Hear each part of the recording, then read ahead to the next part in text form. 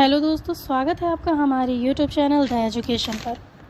आज हम लोग भूगोल के एक महत्वपूर्ण टॉपिक प्लेट विवर्तन की सिद्धांत पर बात करेंगे। टॉपिक को शुरू करने से पहले मैं धन्यवाद करती हूँ उन लोगों का जो हमारे चैनल से जुड़ गए हैं, और जो लोग नए हैं वो जल्द से जल्द जुड़ जाएं और ज़्यादा से ज़्यादा शेयर करें ताकि और लोग भी इससे जुड़ सकें। तो चलिए शुरू करते हैं प्लेट विवर्तन की सिद्धांत। जैसा कि हम जानते हैं कि जो पृथ्वी की सतह है वो क्या अस्थायी और परिवर्तनशील है, और इसका कारण आंतरिक और बाह्य भू संचलन को माना जा सकता है। वैसे तो पृथ्वी की सतह पर होने वाले परिवर्तन के लिए कई सिद्धांत दिए गए हैं, लेकिन इनमें जो सबसे महत्वपूर्ण है वो क्या है? प्लेट विवर्तनिकी सिद्धांत, प्लेट टेक्टोनिक थ्योरी। तो आइए हम लोग जानते हैं कि प्लेट विवर्तनिकी मतलब क्या है। सबसे पहले हम लोग प्लेट और विवर्तनिकी को समझ लेते हैं इनके शब्दों पर। तो सबसे पहले 1955 में विल्सन महोदय ने प्लेट शब्द का प्रयोग किया था। और प्लेट क्या है अगर देखें तो क्रस्ट और ऊपरी मेंटल की ऊपरी परत, ठीक है। क्रस्ट और ऊपरी मेंटल की ऊपरी परत 5 किलोमीटर से 200 किलोमीटर की जो ठोस परत है, यही क्या है? प्लेट है, ठीक है। और विवर्तनिकी को अगर देखते हैं तो विस्थापन, विवर्तनिकी का क्या मतलब है? विस्थापन यानी खिसक जाना, प्लेटों का अपनी जगह से खिसक जाना, यही क्या है? प्लेट विवर्तनिकी है।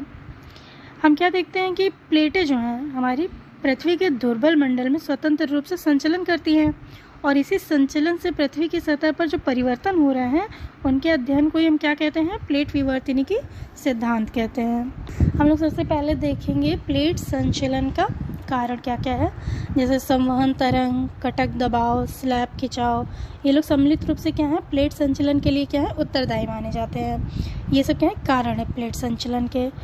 तो प्लेट संचलन के प्रकार देखें तो ये 3 प्रकार के होते हैं। अपसारी संचलन यानी रचनात्मक प्लेट सीमांत, अभिसारी यानी विनाशकारी, और एक होता है संरक्षी यानी समानांतर। तो हम लोग सबसे पहले देखते हैं अपसारी संचलन यानी रचनात्मक प्लेट सीमा।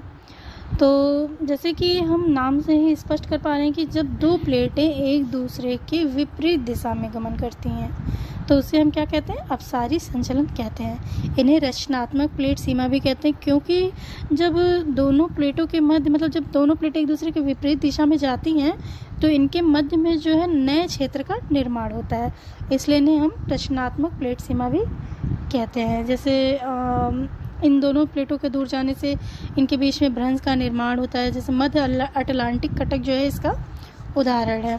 तो अब हम लोग देखेंगे अभिसारी संचलन, इसे विनाशकारी प्लेट सीमा भी कहते हैं। इसमें 2 प्लेटें क्या होता है? एक दूसरे की ओर गति करती हैं, ठीक है। इसमें भारी एवं तेज गति की जो प्लेट होती है वो हल्की और कम गति की प्लेट के नीचे छेपड़ होता है।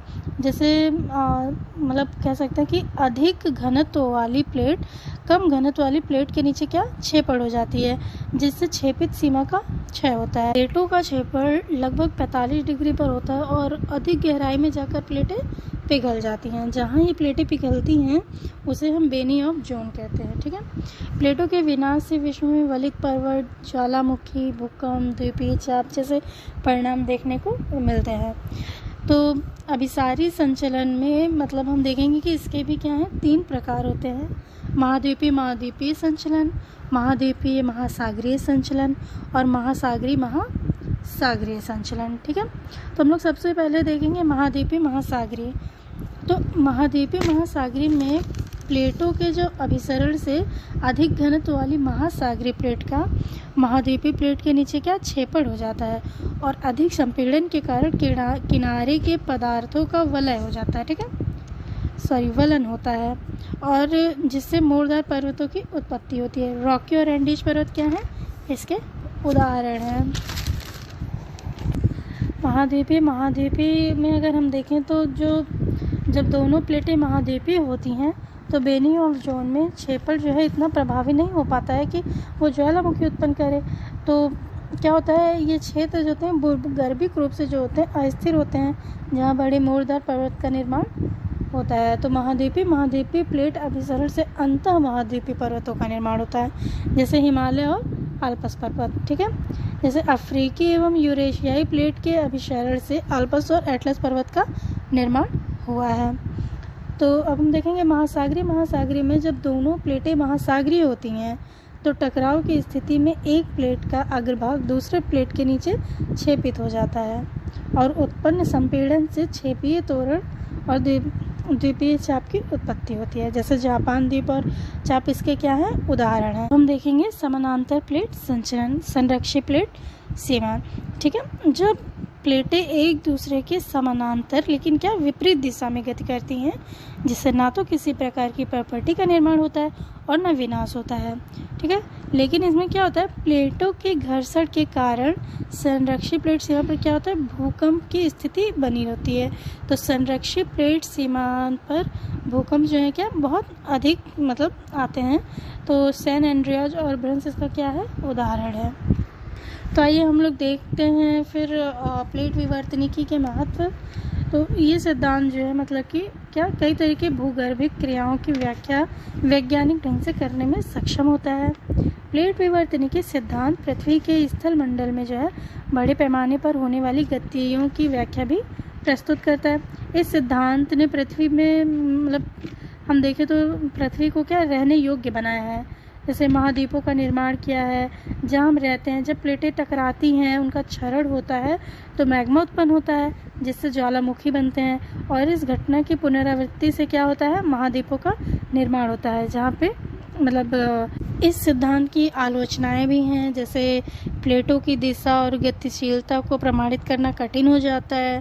प्लेट विवर्तन की सीमा प्राचीन पर्वतों की उत्पत्ति की व्याख्या करने में भी असमर्थ होता है। तो इस तरह से हमने क्या देखा कि प्लेट विवर्तनिकी के आधार पर हम भूकंप, ज्वालामुखी, पर्वत निर्माण की प्रक्रिया की व्याख्या कर सकते हैं। उम्मीद करते हैं आप लोगों को पसंद आया होगा और आप सभी लोगों को द एजुकेशन की तरफ से होली की ढेर सारी शुभकामनाएं और आप सभी लोग ऐसे ही आगे बढ़ते रहें। धन्यवाद।